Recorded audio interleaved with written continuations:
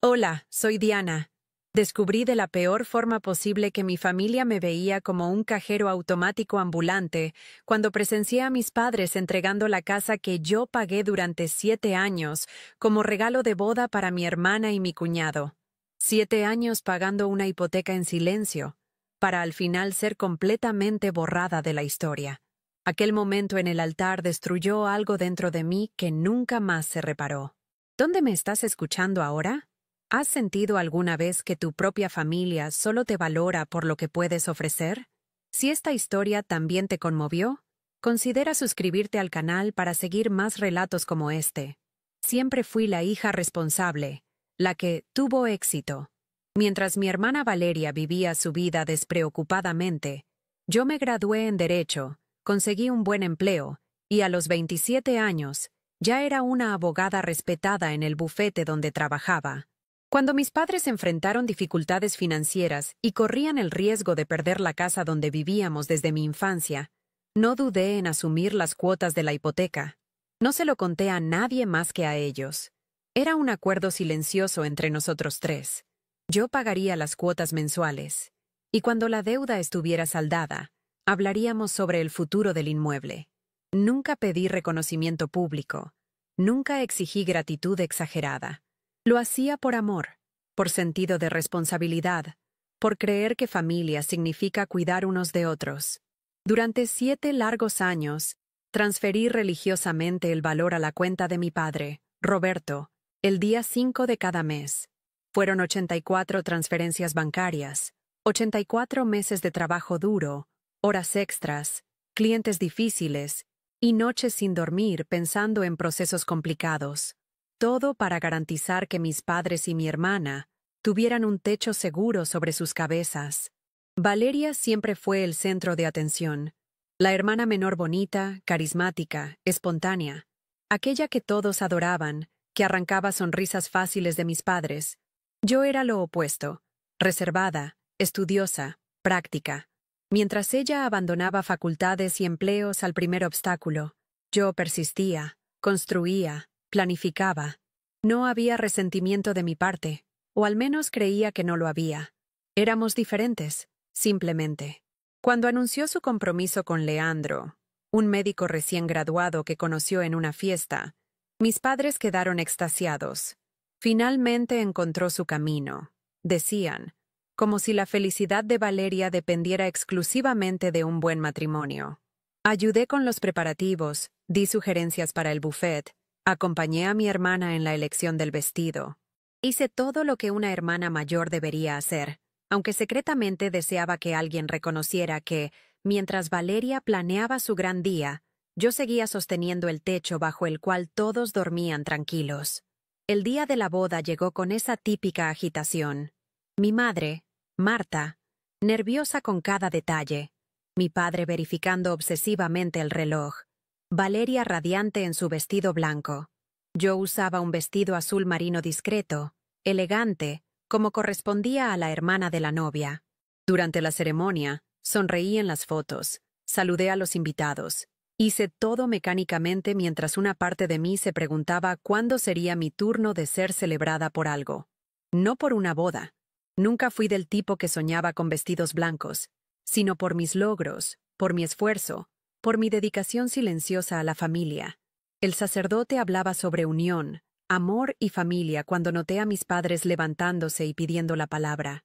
Pensé que solo harían un discurso emocionado, de esos típicos de padres de la novia, pero lo que vino a continuación congeló mi sangre en las venas y transformó mi mundo para siempre. Queridos amigos y familiares, comenzó mi padre, con la voz embargada de emoción. Marta y yo queríamos hacer algo especial para marcar este momento tan importante en la vida de nuestra hija menor. Por eso, decidimos regalarle a Valeria y Leandro nuestra casa. Hubo suspiros y aplausos.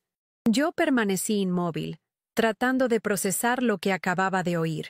La casa donde criamos a nuestras hijas, donde vivimos tantos momentos felices, ahora será el hogar donde construirán su propia familia. Mi madre lloraba a su lado, mientras Valeria y Leandro parecían genuinamente sorprendidos y emocionados. Yo sentía la sangre pulsando en mis sienes. un zumbido en los oídos que ahogaba los aplausos entusiastas. La casa. Mi casa. La casa que yo pagué durante 7 años. La casa por la cual sacrifiqué vacaciones, relaciones, tiempo de ocio. La casa que representaba 84 meses de trabajo arduo siendo entregada como si fuera un regalo que mis padres pudieran dar libremente, como si fuera propiedad exclusivamente de ellos. Miré alrededor, a los rostros sonrientes, a las lágrimas de emoción, a los flashes de las cámaras registrando aquel momento mágico. Nadie sabía. Nadie tenía idea de que aquel gesto grandioso no les costó un centavo a mis padres, que fue construido con el sudor de mi trabajo, con mis noches sin dormir, con mi dedicación silenciosa.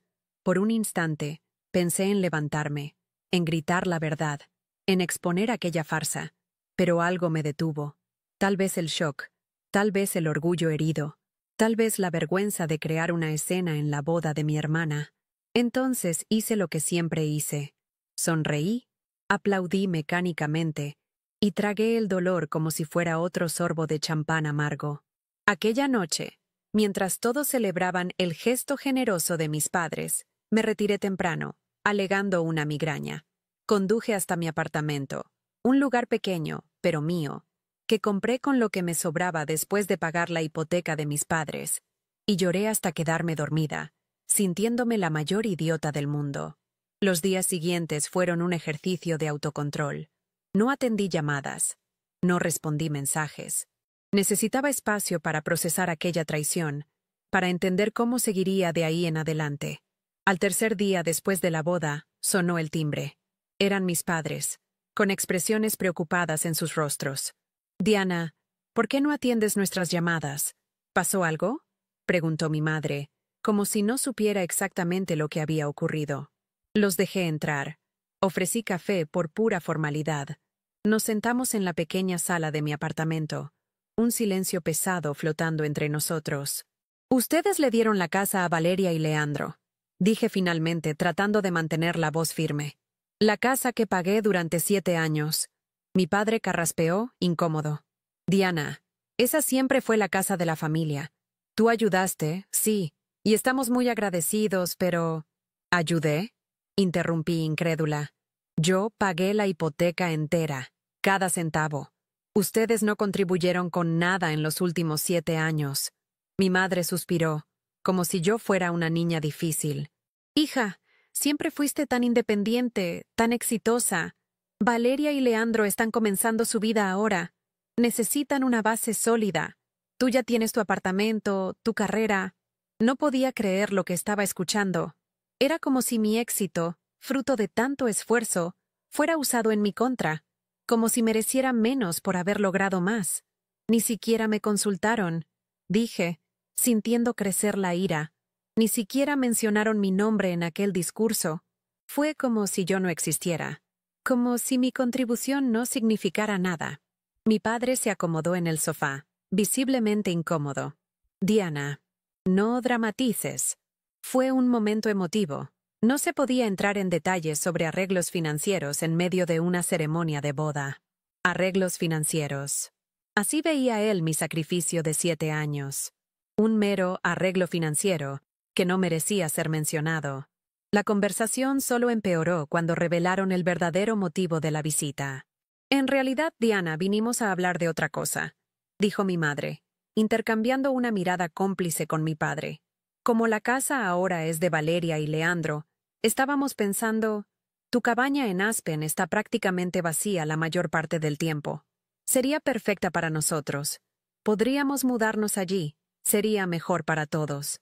La cabaña, mi refugio, el pequeño pedazo de paraíso que compré con mis ahorros tras años de trabajo duro, el lugar donde iba para escapar del estrés, para reconectarme conmigo misma, y ellos hablaban de ella como si fuera solo un activo más, a ser redistribuido en la familia, como si yo no tuviera derecho a tener algo solo mío. «No», respondí, simple y directamente.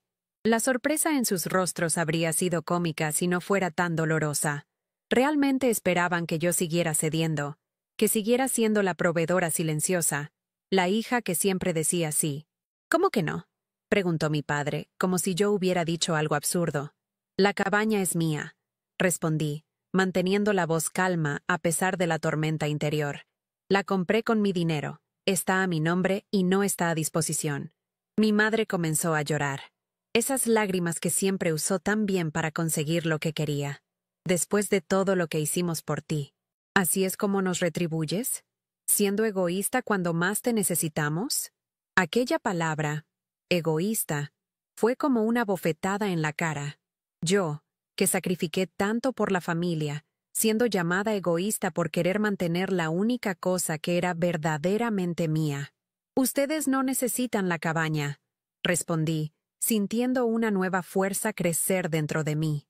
Tienen ahorros, tienen la jubilación, pueden alquilar un apartamento. La cabaña es mi refugio, y no está en negociación. Salieron de mi apartamento aquel día con expresiones de desaprobación y decepción, como si yo hubiera cometido algún tipo de traición familiar imperdonable. Poco sabía yo que aquello era solo el comienzo. 2 semanas después, recibí una llamada del señor Oliveira, mi vecino en Aspen. Diana, creí que deberías saber. Tus padres están aquí en la cabaña. Llegaron ayer con varias maletas. Parece que vinieron para quedarse. Sentí que el suelo desaparecía bajo mis pies. No se atreverían. ¿O sí? ¿Estás seguro, señor Oliveira? Absolutamente. Vinieron a saludarme. Dijeron que van a vivir aquí ahora. Me pareció extraño que no hubieras comentado nada sobre esto en nuestras conversaciones. Colgué el teléfono e inmediatamente llamé a mis padres. Nadie contestó. Envié mensajes. Nada. Tomé mi coche y conduje las 4 horas hasta Aspen como una loca, el corazón latiendo descompasado, la mente tratando de procesar aquella invasión descarada. Cuando llegué, vi su coche estacionado en el garaje de M.I. Cabaña. Las luces estaban encendidas. Había humo saliendo de la chimenea. Realmente lo habían hecho. Habían ignorado mi negativa, mis límites, mi derecho de propiedad. Usé mi llave para entrar, encontrándolos cómodamente instalados en la sala de estar. Mi madre tejía tranquilamente. Mi padre leía un libro. Parecía una escena bucólica de una pareja de ancianos disfrutando de su jubilación, excepto por el hecho de que estaban en una propiedad que no les pertenecía, contra la voluntad explícita de la propietaria. ¿Qué creen que están haciendo?, pregunté, apenas logrando contener la rabia en mi voz. Intercambiaron miradas, como si yo fuera la intrusa allí.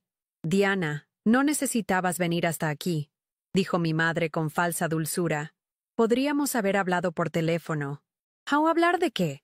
¿Sobre cómo invadieron mi propiedad después de que les dije explícitamente que no consentía con esto? Mi padre cerró el libro con un suspiro exasperado. No seas dramática, Diana. Tenemos la llave. No invadimos nada. Y esta cabaña está vacía la mayor parte del tiempo. Es un desperdicio. Después de todo lo que hicimos por ti, lo mínimo que podrías hacer era ayudarnos en este momento. Aquella frase, después de todo lo que hicimos por ti, era como un mantra en mi familia. Una deuda eterna e impagable por el simple hecho de haberme criado, como si debiera compensarlos para siempre por haber cumplido su obligación como padres. ¿Qué exactamente hicieron por mí en los últimos años?, pregunté, sintiendo un nuevo coraje. Porque por lo que recuerdo, fui yo quien pagó la hipoteca de la casa durante 7 años. Fui yo quien ayudó financieramente cuando papá quedó desempleado. Fui yo quien pagó el tratamiento dental de mamá cuando el seguro se negó a cubrirlo. Parecían genuinamente sorprendidos, como si yo estuviera rompiendo algún código familiar sagrado al mencionar estas cosas. Eso es diferente, dijo mi madre, la voz temblando ligeramente. La familia ayuda a la familia. No se cobra lo que se hace por amor. Era increíble cómo esa lógica solo funcionaba en una dirección, la que los beneficiaba. Exactamente, respondí. Entonces, ¿por qué me están cobrando ahora? ¿Por qué mi cabaña se convirtió en una obligación? La discusión escaló rápidamente. Se intercambiaron palabras duras. Salieron a la luz verdades dolorosas. Tienen hasta mañana para irse, dije finalmente, exhausta emocional y físicamente. De lo contrario, llamaré a la policía. Mi padre se rió, como si hubiera contado un chiste. No harías eso con tus propios padres. Aquella certeza suya, la convicción de que yo jamás establecería un límite real, de que siempre cedería, fue lo que selló mi decisión. Mañana, mediodía, repetí, antes de salir para hospedarme en una posada cercana. Pasé la noche en vela, alternando entre duda, culpa y una determinación creciente. A la mañana siguiente, volví a la cabaña. Ellos seguían allí, actuando como si nada hubiera pasado, como si mi ultimátum fuera solo un farol infantil. A las 12:05, con las manos temblando, hice la llamada. ¿Policía? Me gustaría reportar personas no autorizadas en mi propiedad que se niegan a salir. La llegada del coche policial creó una pequeña conmoción en el tranquilo vecindario. Los policías fueron respetuosos pero firmes. Pedí que verificaran la documentación de la cabaña, que estaba toda a mi nombre, y expliqué la situación. Mis padres oscilaban entre la indignación y la humillación pública, tratando de convencer a los oficiales de que era solo una tonta pelea familiar. Pero los policías fueron claros. Si yo, como propietaria legal, estaba pidiendo que se fueran, ellos necesitaban irse. Observé en silencio mientras recogían sus cosas, lanzándome miradas que mezclaban ira e incredulidad. «Te arrepentirás de esto, Diana», dijo mi madre al pasar junto a mí. «La familia es para siempre, y tú estás tirando la tuya a la basura». Aquellas palabras dolieron, pero no tanto como esperaba, porque en ese momento me di cuenta de que lo que ellos llamaban familia era, en realidad, un sistema de explotación unilateral disfrazado de amor incondicional. En los días que siguieron, el infierno se desató. Valeria llamó, furiosa, acusándome de haber enloquecido y abandonado a nuestros padres en la calle, como si no tuvieran a dónde ir más allá de mi cabaña. Tíos, primos e incluso amigos de la familia comenzaron a llamarme o enviarme mensajes, todos sorprendidos por mi crueldad e ingratitud. Nadie preguntó mi versión, nadie quiso saber por qué llegué a tal punto. La narrativa ya estaba establecida. Yo era la villana, la hija desnaturalizada que expulsó a los pobres padres ancianos, que, dicho sea de paso, tenían apenas 58 y 60 años y gozaban de perfecta salud, de una cabaña que ni siquiera usaba bien. Entonces vino el golpe más bajo. Publicaciones en las redes sociales. Mi madre, que apenas sabía usar Facebook hasta entonces, de repente se volvió extremadamente activa, compartiendo indirectas sobre hijos ingratos y dolor de ser traicionada por quien criaste. Fotos antiguas mías con leyendas melancólicas sobre cómo las personas cambian y el dinero transforma a la gente. Una exposición pública calculada para humillarme y presionarme. Lo que no esperaban era que yo también cambiara. La Diana de antes habría cedido a la presión, habría implorado perdón, habría entregado la cabaña solo para restaurar la paz familiar. Pero esa Diana murió el día de la boda de Valeria, cuando me di cuenta de que mi valor en la familia se medía solo por mi utilidad. La nueva Diana, la que estaba emergiendo de las cenizas de aquella traición, decidió luchar. Contraté a un abogado especializado en derecho inmobiliario e inicié un proceso formal para documentar todas las transferencias bancarias que hice para pagar la hipoteca de la casa. No para intentar recuperarla. Sabía que sería una batalla larga y dolorosa que probablemente destruiría cualquier posibilidad de reconciliación, sino para tener un registro oficial de la verdad, para que nadie pudiera reescribir esa historia en el futuro. También cambié todas las cerraduras de la cabaña e instalé un sistema de seguridad con cámaras para protegerme de futuras visitas sorpresa. Lo más difícil fue lidiar con el aislamiento. Amigos que consideraba cercanos comenzaron a alejarse, incómodos con el drama familiar, o convencidos por la narrativa de mis padres de que me había vuelto loca. Colegas de trabajo me miraban de forma diferente después de que rumores sobre que yo había abandonado a mis padres comenzaron a circular. Hasta mi jefe me llamó para una conversación, preocupado de que mis problemas personales pudieran afectar mi desempeño. Cada día era una lucha para mantener la cabeza en alto, para no sucumbir a la tentación de ceder solo para hacer que el dolor parara. Comencé a hacer terapia, buscando entender los patrones tóxicos que permitieron que me convirtiera en la proveedora silenciosa de la familia durante tanto tiempo, sin jamás exigir reconocimiento o reciprocidad. Fue durante esas sesiones que me di cuenta. No estaba solo luchando por una cabaña o por el dinero de la hipoteca. Estaba luchando por el derecho a existir como una persona completa, no solo como un recurso a ser explotado. 3 meses pasaron sin contacto con mi familia. 3 meses de dolor, culpa, ira y, sorprendentemente, crecimiento. Aprendí a establecer límites en otras áreas de mi vida. Comencé a decir no, cuando antes me habría sobrecargado para agradar. Empecé a valorar mi tiempo, mi espacio, mis necesidades. Entonces, una tarde de domingo, recibí un mensaje inesperado de Valeria. ¿Podemos hablar? Solo nosotras dos. Dudé. Parte de mí quería ignorarla, protegerme de más manipulación, pero otra parte aún anhelaba algún tipo de resolución, algún reconocimiento de mi verdad. Acepté encontrarme con ella en un café neutral, lejos de las miradas curiosas de conocidos. Cuando llegué, ella ya estaba allí, pareciendo más pequeña y menos confiada de lo que recordaba. No había la arrogancia habitual en sus ojos, solo una especie de cansancio resignado. Descubrí lo de la hipoteca, dijo después de los tensos saludos. Encontré los comprobantes de las transferencias que hacías todos los meses, durante 7 años. Sentí un nudo en la garganta. Finalmente, alguien de la familia estaba reconociendo la verdad. ¿Por qué no me lo contaste?, preguntó, pareciendo genuinamente confundida. ¿Por qué dejaste que creyera que eran los padres quienes estaban pagando todo ese tiempo? Respiré profundo, buscando las palabras correctas. Al principio fue para proteger su orgullo.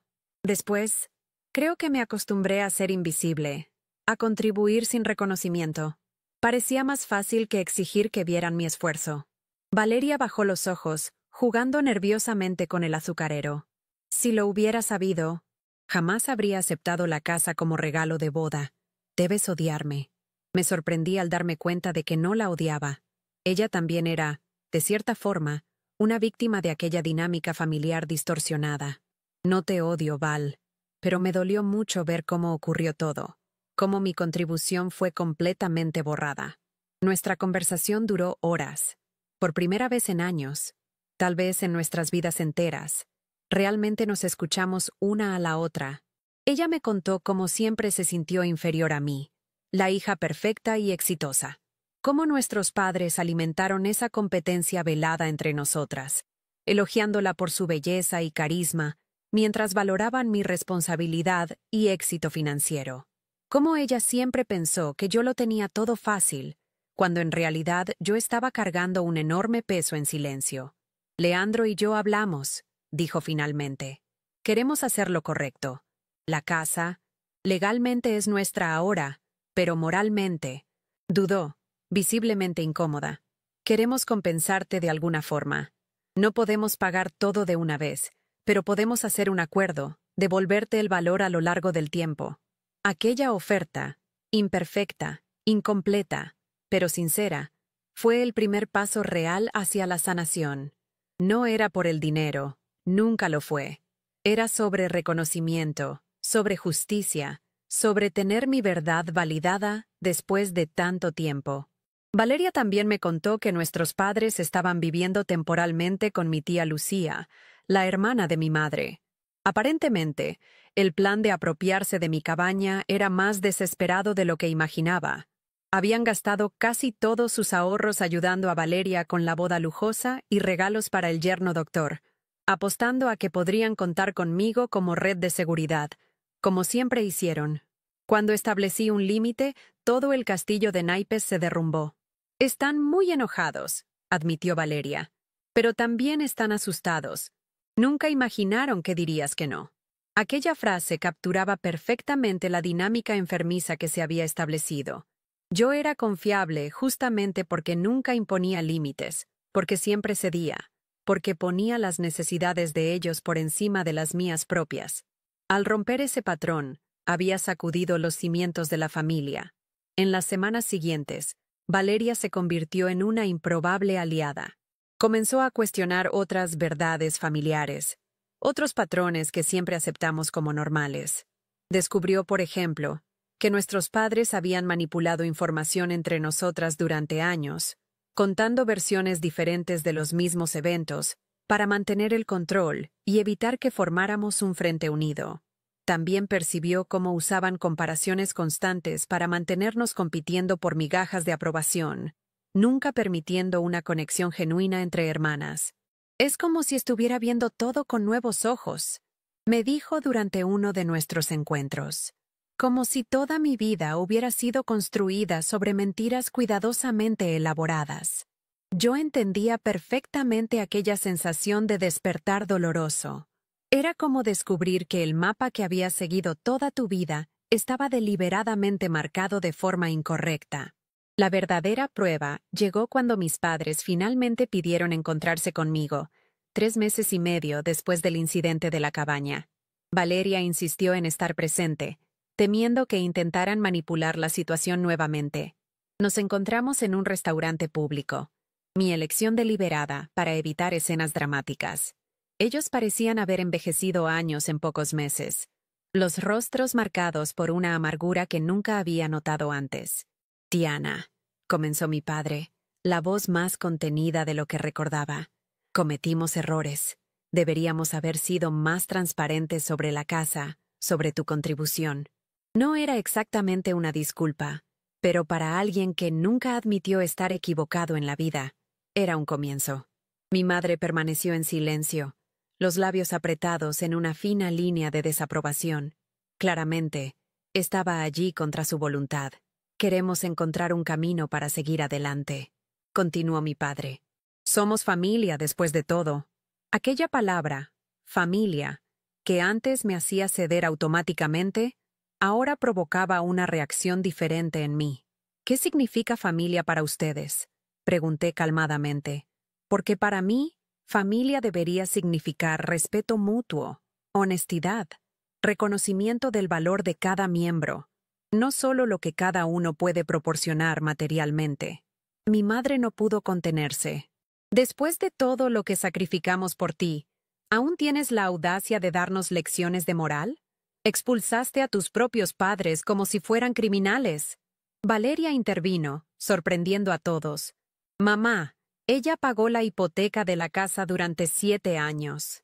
La casa que ustedes me dieron como si fuera suya. ¿Cómo crees que me siento sabiendo esto ahora? Como una ladrona». El silencio que siguió fue ensordecedor. Era la primera vez que alguien, además de mí, confrontaba directamente la narrativa cuidadosamente construida por mis padres. La conversación que siguió fue difícil, dolorosa, pero necesaria. Se dijeron verdades. Se derramaron lágrimas. Mi padre, en un raro momento de vulnerabilidad, admitió que siempre dependió de mí porque yo era la fuerte, la que podía lidiar con todo. Mi madre, más resistente, eventualmente reconoció que había injusticia en la forma en que mis contribuciones fueron ignoradas. No salimos de aquel restaurante como una familia sanada. Las heridas eran demasiado profundas para eso. Pero salimos con un entendimiento más honesto de lo que éramos y de lo que podríamos llegar a ser. Establecí condiciones claras para cualquier reconciliación futura. Reconocimiento público de la verdad sobre la hipoteca, respeto a mis límites y propiedades, y terapia familiar para abordar los patrones tóxicos que nos trajeron hasta allí. Ellos no respondieron inmediatamente, pidiendo tiempo para pensar, lo que, por sí solo, ya era un progreso en relación a las reacciones impulsivas y manipuladoras del pasado. 6 meses después de aquella fatídica boda, recibí un email de mi padre. Adjunto estaba un documento, una declaración formal, firmada por él y mi madre, reconociendo que yo había pagado íntegramente la hipoteca de la casa durante 7 años. El texto terminaba con un párrafo que leí y releí varias veces, las lágrimas empañando mi visión. Reconocemos que fallamos en valorar adecuadamente el sacrificio y la generosidad de nuestra hija Diana. Su apoyo silencioso permitió que mantuviéramos nuestro hogar y estabilidad financiera durante años difíciles. Esta declaración busca corregir el registro histórico de nuestra familia y expresar nuestra gratitud, aunque tardía. No era perfecto, no borraba el dolor, pero era un comienzo. Un reconocimiento de mi verdad, de mi existencia más allá de la función de proveedora. Un pequeño paso hacia la posibilidad de una familia más saludable. Hoy, 2 años después, aún estamos reconstruyendo. Hay días buenos y días malos. Valeria y Leandro eventualmente vendieron la casa, por decisión propia, no por presión mía, y compraron un apartamento más pequeño, usando parte del dinero para reembolsarme. Mis padres están viviendo en un apartamento alquilado, aprendiendo a vivir dentro de sus posibilidades reales. Hacemos terapia familiar mensualmente, desenterrando y examinando patrones tóxicos que se extendieron por generaciones. Es un proceso lento, imperfecto, a veces doloroso, pero es honesto. Y en esa honestidad, encontré algo que nunca tuve antes: la libertad de ser vista y valorada por lo que soy, no solo por lo que puedo ofrecer. La libertad de decir no, sin culpa aplastante. La libertad de existir como una persona completa, con necesidades y límites legítimos. La cabaña en Aspen sigue siendo mi refugio, pero ahora con un significado diferente. Ya no es solo un lugar para escapar, sino un símbolo del momento en que me elegí a mí misma, en que tracé una línea en la arena y dije, hasta aquí, no más allá. A veces, invito a Valeria a pasar un fin de semana allí, construyendo lentamente la relación de hermanas que nunca tuvimos oportunidad de desarrollar. Mis padres aún no han vuelto a la cabaña.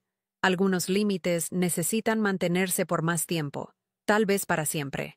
Pero en pequeños pasos, estamos aprendiendo una nueva forma de ser familia, una basada en respeto mutuo, no en explotación, en verdad, no en apariencias, en amor genuino, no en utilidad. Aprendí que establecer límites no es un acto de rebeldía o egoísmo, es un acto de amor propio esencial para relaciones saludables, que a veces el mayor acto de valentía no es seguir soportando en silencio, sino decir no en voz alta, y que hay un poder inmenso en ser vista, incluso cuando el mundo, o tu propia familia, intenta borrar tu nombre de la historia. Si mi viaje puede ayudar a alguien a encontrar ese mismo coraje, entonces todo el dolor habrá valido la pena, porque al final, descubrí que la casa más importante que necesitamos proteger no está hecha de ladrillos y cemento, es aquella que construimos dentro de nosotros mismos, ladrillo por ladrillo, límite por límite, verdad por verdad.